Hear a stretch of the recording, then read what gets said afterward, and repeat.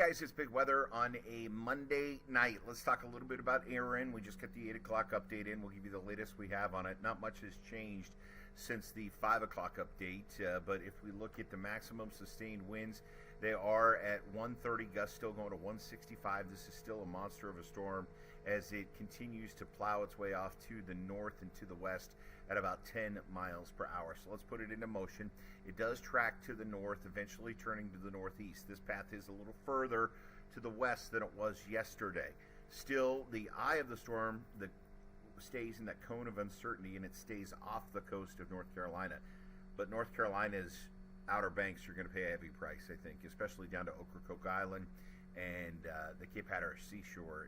It certainly has the potential to cause a lot of damage as far as overwash and beach erosion, and from all the wave action. Eventually, it goes out to sea by Saturday. It's still a pretty strong Cat 1 as it gets up toward Newfoundland and east of Maine. Usually those things die by then. So the thing had a lot of strength with it, and it carries it with it.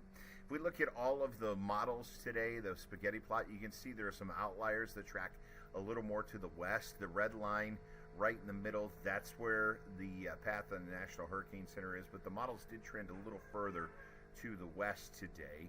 If we take a look at what's happening as far as the GFS ensemble, notice it's pretty tightly packed all the way through Saturday, and then it spreads significantly as it goes out to sea. But every one of the GFS ensemble runs keep this thing away from the coast, and that's good news. Remember, the GFS ensemble, each line is where the models run with some different data, and then they take all of those, they put them together, and they give us basically the ensemble forecast, and that's what this is. And it does show that we see Erin stay just off the coast and working out to sea.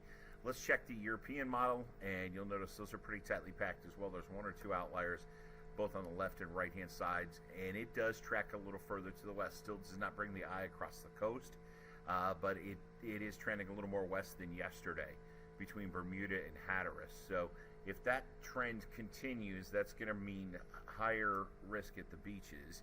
If we look at the European ensemble, you can see the eye still stays out to sea, but they take a hit of at least 40, 50 mile an hour winds along with that surf. And here is the surf. If we take a look at the wave height forecast, run this ahead till 3 o'clock on Wednesday, that's when the water's really pushing in. And you could see overwash all the way down into Beaufort to Surf City. We're talking the Emerald Coast, and then on up into Hatteras. And right now, the northern Outer Banks don't get as much from this. Through the overnight Wednesday into Thursday morning, that's when the bulk of the highest water will hit at night. That's why they're evacuating people now, because they don't want them on the island and then trying to get out in the middle of the night. Also, we have tropical storm watches issued for most of the Carolina coastline from Emerald Isle all the way up into Virginia Beach. Remember, a watch means we're watching the situation. Doesn't mean you will see tropical storm force winds, but the possibility is there. So not only with the overwash, now the potential to see at least tropical storm force winds. Notice it's not a hurricane watch. We still think those hurricane force winds will stay well out to sea. So that's the latest on what we're seeing right now with this storm. We're going to continue to watch it as it moves up the coast. We'll, of course, have updates here on ABC11, ABC11.com, and the ABC11 app. But for now, stay safe out there.